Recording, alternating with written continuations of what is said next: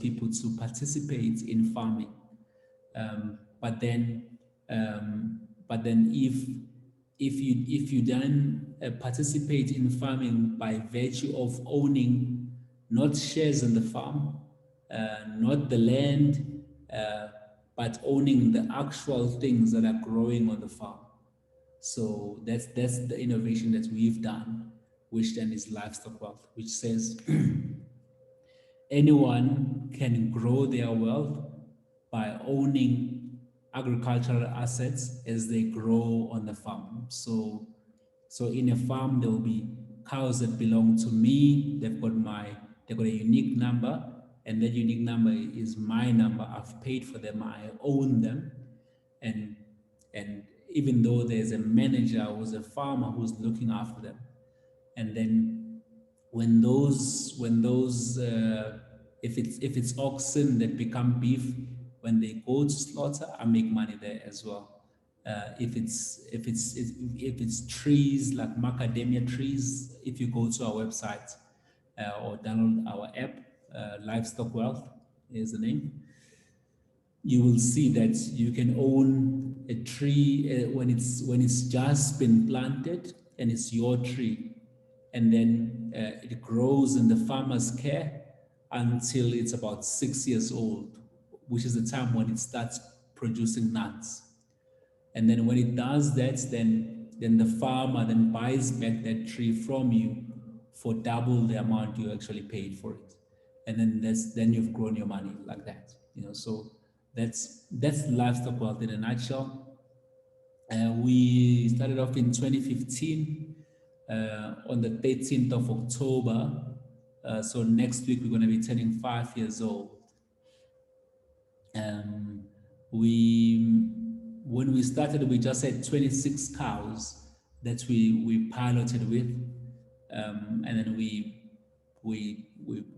bought those cows, put them on the farm, and tested that they were pregnant, and then sold them on our website. And within 48 hours, we had sold our first cow, and then within 3 weeks we had sold all of them. Because people really love the concept of owning real live assets that are on a farm, things that you can go and touch if you want, unlike owning a piece of paper that says I own shares in MTN. It's like a piece of paper. I can't go to MTN and point my assets in MTN. But with crowd farming and what we're doing, you can go to an actual farm and point your actual cow and say, that one and that one and that one, those are mine. So that's the beauty of what we're doing. So we currently have about 100 million rands worth of assets that we manage for people all across the world. Most of them are South Africans, about 80% are South Africans, but 20% are people up in the US, in France, UK, Germany, Canada, Australia, China, Singapore. That's where all our investors come from. We actually one of the major suppliers of free range beef in the country. So if you go to a place like Woolworths and you see free range beef, some of the beef comes from our farms, where a person like yourself, Palesa, was the owner of that young ox as it grew, and then when it goes for slaughter, then you make a profit, which is the money derived from the growth of the cow in over a 6-month investment period, and then you've grown your money by about 5% in 6 months, which is quite a good return, because currently banks give you 5% in 12 months, which is double the time. that an investment in livestock can give you. Yeah. So we actually, one of the major suppliers of free range beef in the country. So if you go to a place like Woolworths and you see free range beef, some of the beef comes from our farms, where a person like yourself, Palesa, was the owner of that young ox as it grew, and then when it goes for slaughter, then you make a profit, which is the money derived from the growth of the cow in over a 6-month investment period, and then you've grown your money by about 5% in 6 months, which is quite a good return, because currently banks give you 5% in 12 months, which is double the time that an investment in livestock can give you. Yeah. So that is us in a nutshell. I think I've covered most of the points. I'm gonna just share 1 ounce of um, just the screen. Um, let me see. There we go. There. All right. Okay. Hey, Okay. was that before you hit the gym? Where is that? On the left. Yeah, no, on the left there, I think there was my younger days, man. I think that was 2000 and, geez, when was this? I was still very young then, man. That was 20, probably 2012 there, yeah? Yeah, that was 2012. Yeah, at the time, when I go to the gym, my stomach would still come back. Now it doesn't go back anymore. It gets tougher. And then, so that is a scratch mobile over here. This is inside a spray booth where we spray the cars um, for so that they don't get into dust, and it's a temperature controlled environment, etc. And the picture on the right is at our farm in Vryheid in KZN. That's where we actually started. So I think the picture you're seeing there was in 2016, um, which was almost like I think how long? Yeah, probably 8 months into starting. That was our cars, and then oh yeah, let me go back one before I go to this one. So some of the businesses that I've done as well, I've done quite a few things as well. While I was a student, I used to do screen printing on shirts and that was one way I used to. In fact, this was in high school, to be exact. The screen printing. So on the right here, there was my other business when I was still working at corporate. Me and this friend of mine, we ran a garden service. Um, the reason we started the garden service was because we were just stuck with this van. There's a van that we had bought and we didn't know what to do with it, and eventually we came up with the idea of starting a gardening service business. Um, was a rough business to be in. Actually, businesses where you're relying on staff and you're not there full time. A business requires your attention. So you've got to be there. If you're not there, then things don't go very well. Um, in fact, the one business which really worked very well while I was there as well. So when I was at UCT, I used to own quite a lot of these arcade video games, which we put in the residence, and also at upper campus we had also a few. So this was a really good money maker for me. Um, um, at the bank in Rondebosch, at the Standard Bank, they actually every Friday they knew I would come in around about 2 o'clock to deposit about 3,000 rands worth of coins. Um, it was always a fun time, because they would push me into some office, and I'll get a cup of coffee, and then while we're busy counting and weighing all this money, um, so there was quite a great business. So those are some of the lessons that one learns at a very young age about business, and being able to start um, while you're young and start while you are small. where you can fail small as well, which was some good lessons. And then the picture on the left, this was in high school. High school is always the best place to start learning things. So here at boarding school, I would sell quite a lot of these cookies. In Zulu, they call them ogwe, ogwe, because when you bite them, it makes a goo sound. Um, those tough ones. Almost, yeah, like so, but it was a good money maker from just getting pocket money, so that I didn't have to bother the parents, for pocket money.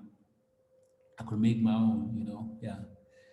So, but then one has grown now, from then to something bigger, of course. I think one thing that's never told, like especially for us, mostly black people, where where you are first generation entrepreneurs. So being first generation entrepreneurs means that I can't really pick up the phone and speak to my father and say to him, "Hey, Dad, I'm struggling with one, two, three. I need a 10 million rand loan like in 2 weeks. Where can I get that loan?" Type of thing. One, because my dad was a factory worker. That's all he was. All he knows is just uh, um, running a boiler unit inside a plastics factory. That's as much business uh, that he knows, plus a bit of union activity while he was there, which which eventually really put him in a bad spot, because my father was very militant. I think I learned a lot of that from him, in that at some point he was unemployable, because all the employers in all the factories in Pinetown, they knew that, oh, if you employ this guy, he's going to unionize all your workforce, and then you're gonna find it really difficult to just do as you please as an employer. But I think that stubbornness, I suppose, and that mostly the justice element, really, then is what I learned the most from my old man. So I think I've explained livestock wealth, but I'm gonna just spend another 2 minutes and then close. So we call our innovation crowd farming, which is really a way to help anyone to buy and own real profit earning assets, and at the same time helping farmers to grow and maintain those assets until they're ready for market. So, like for example, if you go to our website today, um, you can actually buy a meat box, which has got this for Gauteng only for now, so nothing in Cape Town yet. So you can actually buy a meat box which has got about 8 kilograms of meat, and it's all nicely packed for you.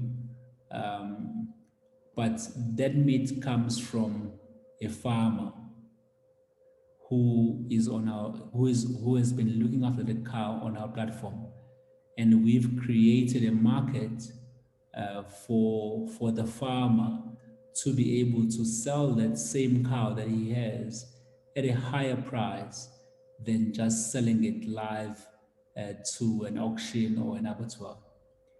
Um, and at the same time, this farmer has been financed through our platform by an investor, who was owning that cow as it grew. So that's how livestock wealth work, which is really this ecosystem between an investor who's got the money to grow the food, the farmer who's got the skill to grow the cow or the macadamia tree, etc. And then on this side, it's then is then us, Livestock Wealth, being able to provide the market for that item that was grown. Yeah. So I'm going to pause there and I'll leave the rest to questions.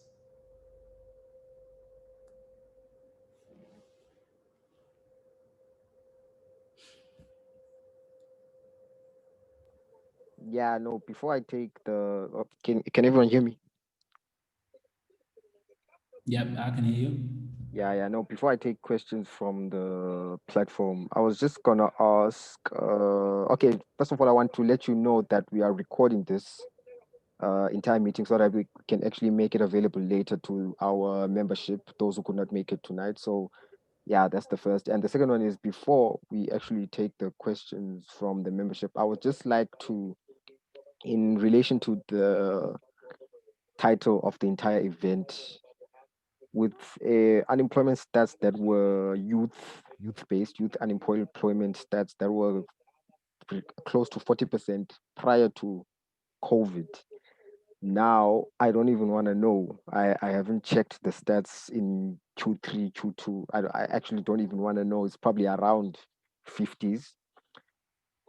How do we capitalize on the prosperity of entrepreneurship as a whole?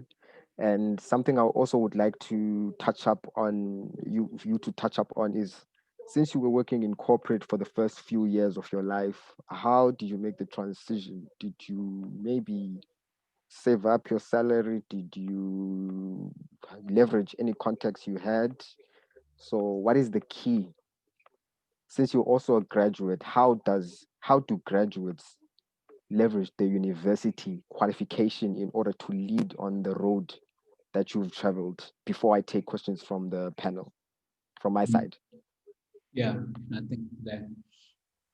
So, um, I think I think um, the unemployment situation in the country is a very serious matter. I think South Africans, we have learned to depend very much on the government to solve all our problems. And I know that politicians, when they campaign, they always promise jobs, jobs, jobs, jobs. But the only jobs that a politician can create is public sector jobs when they're employing public servants. Um, the rest of the jobs that the politicians promise are mostly created by the private sector. In fact, yeah, all of them. And the politician's job is then to create an environment such that as an entrepreneur, I can be able to function without disturbance in what I'm trying to do. So um, now that being said, um, um, South Africa has got an unemployment problem, but I don't think there is a shortage of things to do. Um, they always, people always say that there are no jobs, but there is a lot of work. Um, so and what the country needs is young entrepreneurs who are going to look at work that needs to be done and then convert that work into income, and then income, then also jobs as well in the process. So the point I'm trying to emphasize is that um, most graduates think they're going to be absorbed by the formal job market, and it's a fallacy. It is a total fallacy. And most graduates as well, I think even myself included, like I when I finished uh, university, I had my video games business. I could have gone into that, because it was a proper running business. I could have, put in a bit of money there and started growing. But I was very curious. I was curious to learn what the corporate experience was like, which is important. And for me, the corporate experience was important in allowing me to know what it is that I know for sure, like to be able to have an unbiased, unpretentious diagnosis of my own skills levels. And then having understood what it is that I know, and on the other side of the coin, being able to understand fully and what it is that I still don't know. And having understood what it is that I still don't know, being able to know, okay, where is it that I can find people that know the stuff that I don't know? So I think for me, everyone needs to all do their own diagnosis for their own selves in terms of being able to determine, for example, when do I leave corporate, when do I start, when do I stop, etc.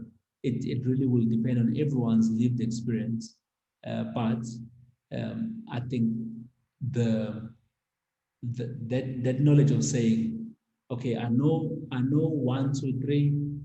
I still don't know anything about 3, 4, and 5, but it's stuff that I need for me to succeed in business if I jump into business. And I know Mr. X and Mrs. Y or Ms. Z who know the stuff that I don't know, and I can be able to access their skills as and when I need on a mentor, friendship, or even consulting type of level. So that's the stuff that's really important. So that because you don't just assume you know it all, and then you resign from work, and then you go into business and you make a mess of it. So I think that's number one. But the point I'm gonna just make sure that I emphasize is that I think graduates in SA, the reason we go to school is so that we can learn the disciplines of meeting deadlines, the disciplines of acquiring knowledge, because that's what a varsity teaches you to do, the process of acquiring knowledge. Because what do you do at varsity? You read a few books, you write a few tests, and then you've got a degree given you and a gown and something on your head. That's all varsity is about. And then meeting friends or networks of people who are going to be your colleagues further down the line. But that discipline of being able to acquire knowledge on your own, that's what the varsity experience is supposed to do. And then once you've got that, then like I was not a farmer, like when I didn't study farming, but I've got the discipline of acquiring knowledge. I know how to find information that I need to know stuff. And I know how to mark my own script of saying, I know this thing, I don't know this thing. Because after varsity, there are no more professors who mark your life. You mark your own script after you graduate. So for me, that's the beauty of the varsity experience. But then from there, like most people expect jobs from government, blah, blah, blah, and then they go toy on their gowns and all that stuff.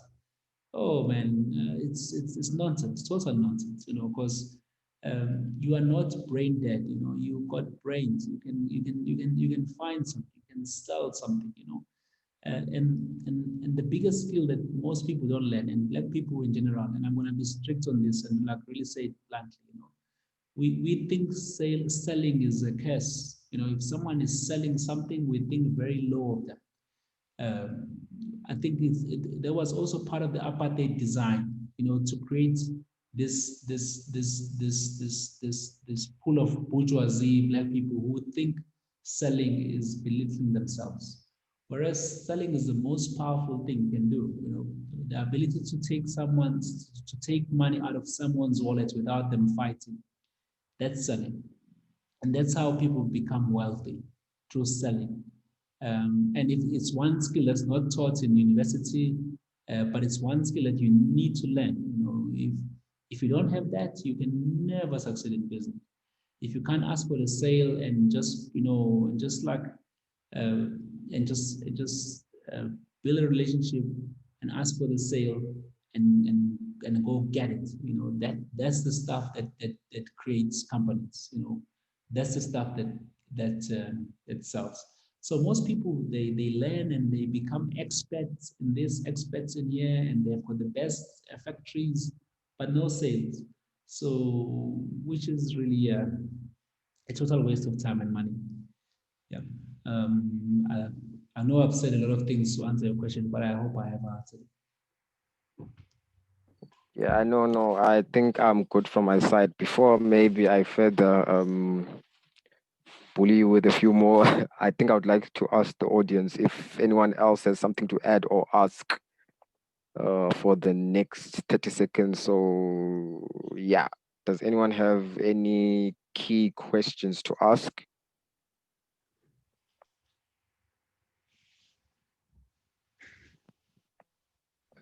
Don't be shy, guys.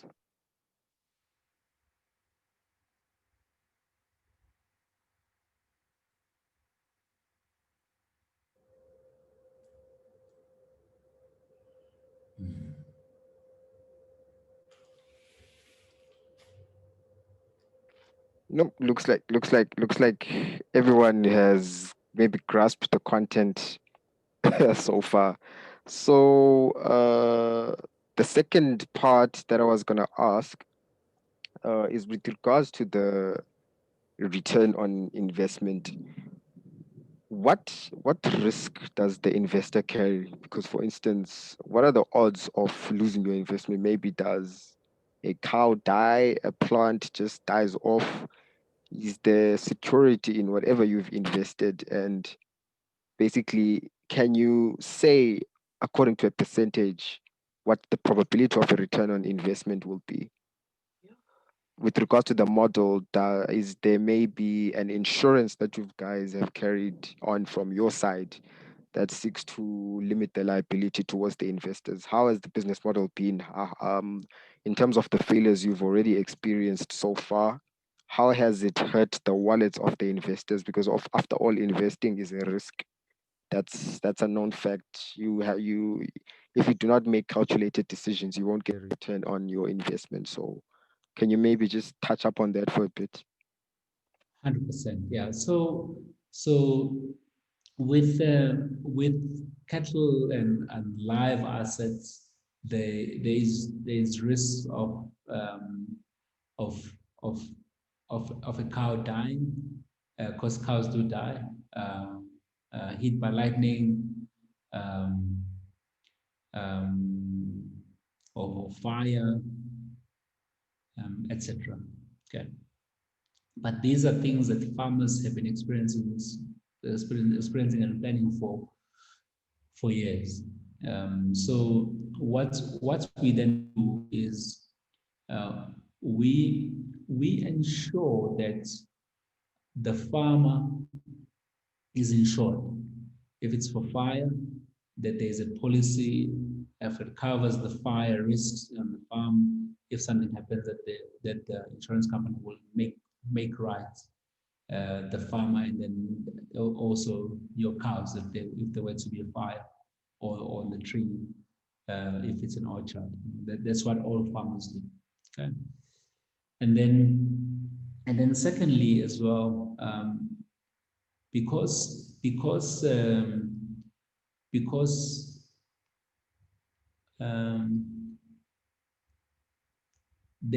South Africa there is no comprehensive cover for cattle.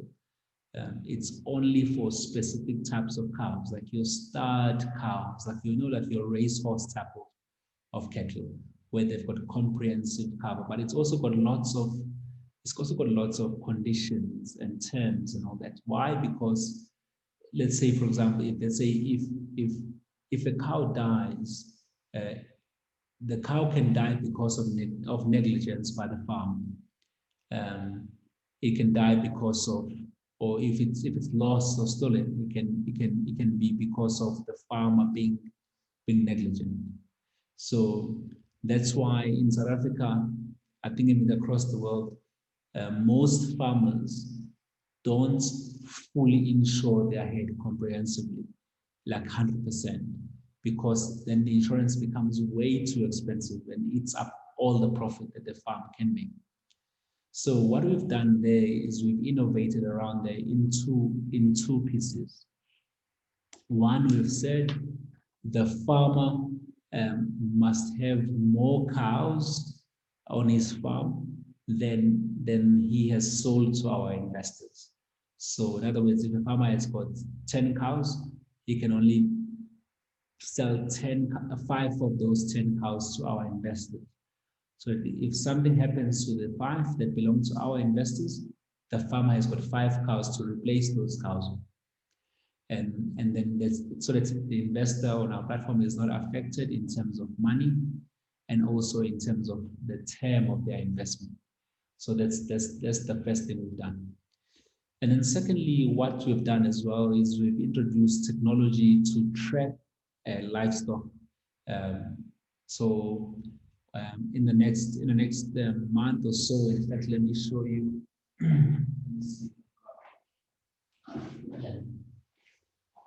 So we've developed developed a tracking device that will sit around the cow's neck.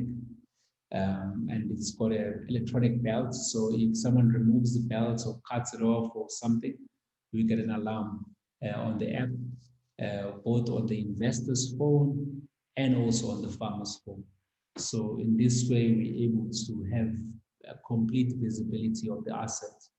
That complete visibility of the asset really gives an extra peace of mind to the farmer and to the investor as well of the safety of their assets. So those are some of the innovations that we've built in as livestock content.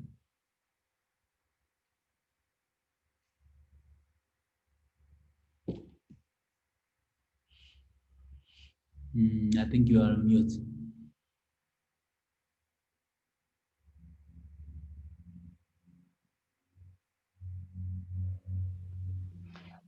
Your mic is on mute. Oh. Yeah, no. I think I'm back online. Yeah. Can you guys hear me? Yes. Hello? Okay. Oh, yeah. So still, guys, panel still doesn't have any questions to add. Oh, it seems like I'm the question guy since everyone is shy. The other one I was actually gonna ask is that this concept of yours, I would like to call it a growing concept. Not everyone knows the value, even since you touched up a bit on stock market investing on the beginning of the webinar. How do we spread this message of using your money to work for you, even as low as our schooling curriculum, because it is not a topic that is often touched up upon.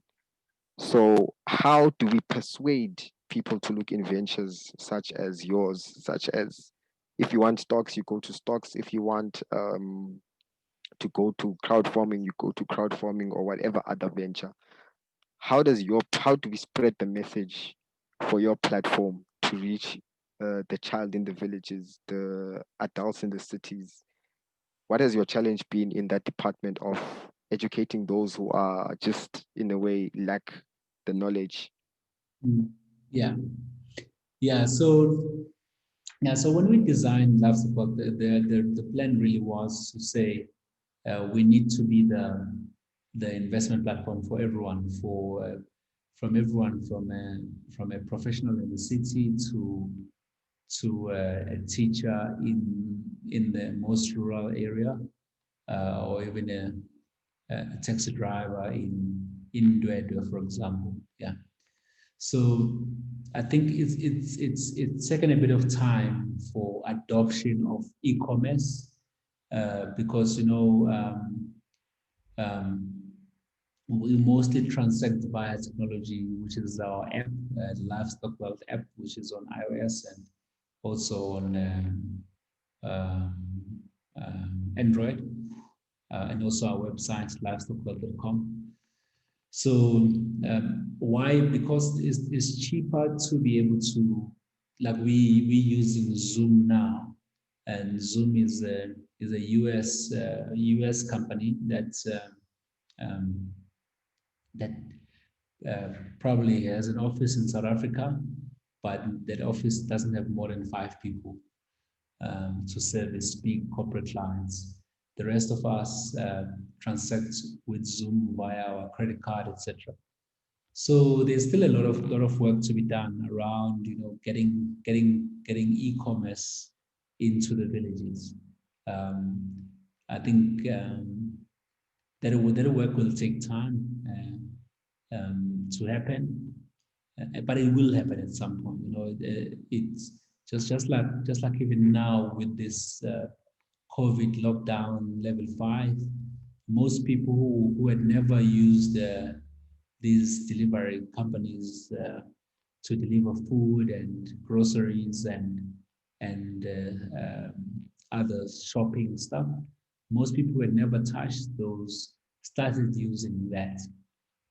So then that means that there's a growing number of people who are becoming a lot more tech savvy.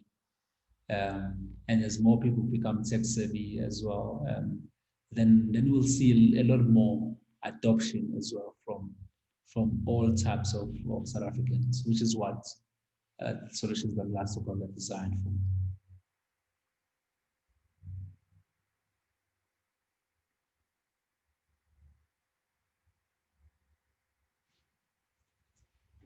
Don't know why I keep actually forgetting to unmute myself here, but hey, I guess it's the second time I experience.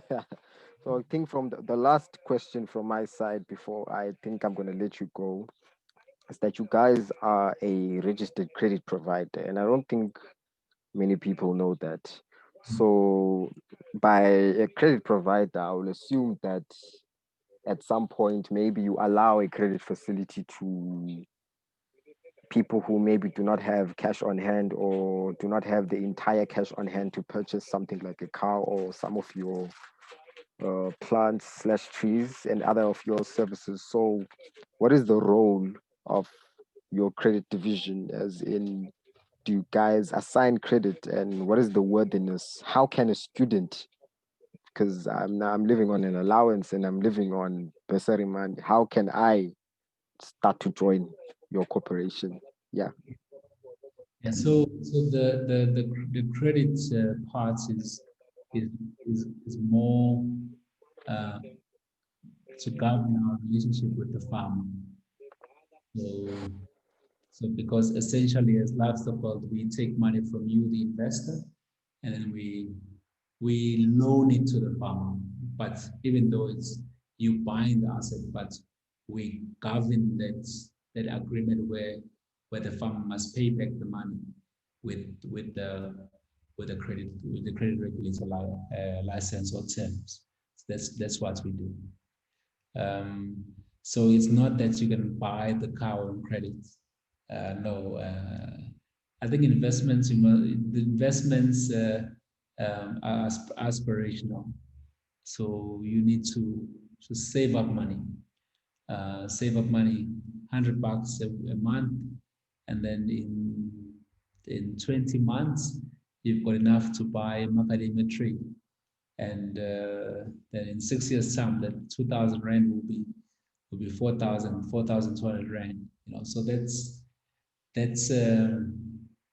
and that's how we roll, man. That's how we roll.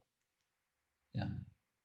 Okay, yeah. So the last parting question before I leave, and hopefully, I'm asking this one maybe to our other audience, maybe. Let's say, for instance, who are maybe interested in entrepreneurial journey, strictly entrepreneurship. Let's not consider maybe corporate. What would be your parting message? Because in COVID-19 times, to entrepreneurs, maybe someone wants to start a fashion business, someone wants to start a catering company. What would be your parting message from your capacity as an entrepreneur Mm. for a graduate to pursue? What would be your advice, something that sets them apart and hopefully to be successful in their craft? Sure.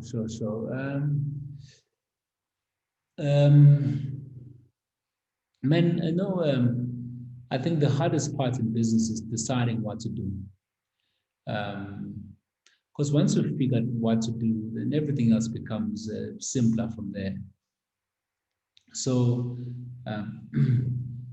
my advice would be to do two things. One, it's business will always be business, So, yes, COVID happened now, but people will always be people. People will always revert back to what they used to do.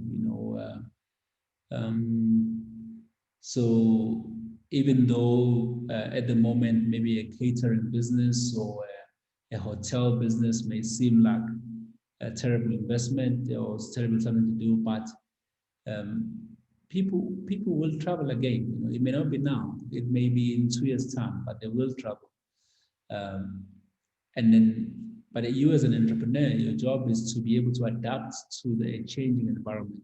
That's what you need to do, to be able to adapt and look at the environment. What is the environment telling me? What do I need to change? Where do I need to tweak? Yeah, I think that should be point number one. Point number two is,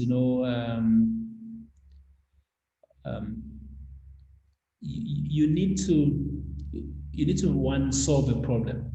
So, and you need to define the problem that you are solving. So, in my case, I found a problem that I experienced. In fact, most of my businesses, I always do that. I try and solve a problem that I experience myself.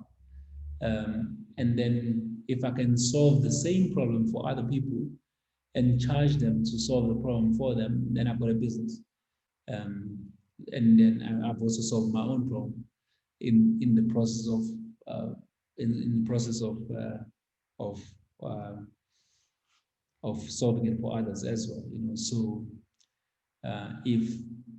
if for Livestock Wealth, I've solved my own investing issues and I've been able to solve it for 1 million other people, then I'm happy. So that's the first thing. And then lastly, people always battle, like, okay, what business must I do, and what do I need to, where can I start? Must I do the flavor of the month? Must I do construction, or this or that? Where's the money? Where are the people who are driving the nice cars? What are they doing? Most people really really get stuck there. But like I've got almost like I would say not a rule of thumb, but like a key sort of guidance. So in one of the easiest ways to find what you are good at is always observing what are people always asking me to do for them.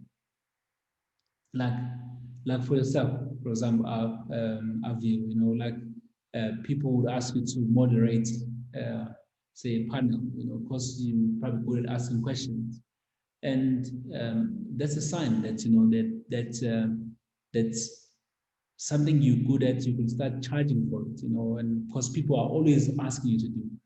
So if people are always saying, "Can you please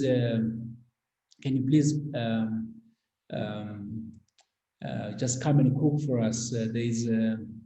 It's my kid's birthday or what? Please, can you come and cook the curry or whatever?" That's a sign that you are supposed to be in the catering business. And you need to then look and say, "Hey, people are always saying I must do this thing, and I do it without feeling like it's work. And sometimes I do it for free." That's your business. That's the stuff that you then need to okay.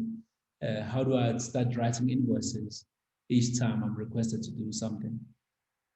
But then the other last point, which I always also emphasize, is that part of solving the problem is is you need to this I learned in one from this other old man I was in Boston in 2005. I was still 25 years old there. And he was explaining how to find your passion, like what to do. And it was always, he really put it very bluntly, and in terms of saying, you need to find something that makes you angry. So if you look around you and say, what is it that makes me really angry? And for some people, they are ruffled and angered by the lack of proper education for young kids, for example, let's say. And then that person says, okay, I'm really, I just hate the fact that kids can't have proper